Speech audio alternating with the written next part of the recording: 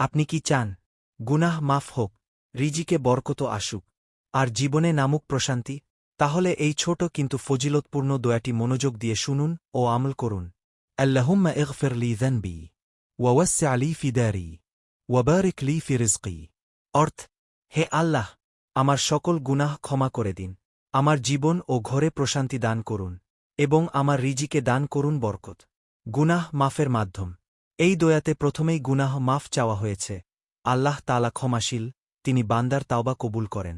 ওয়াসিয়া লি ফি দারি, ঘর, জীবন ও মনকে প্রশস্ত করে দেয়, দুশ্চিন্তা কমায়।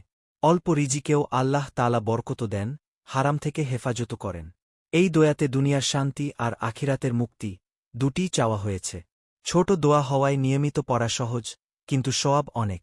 নামাজের পর পড়লে ফজিলত আরও বেশি।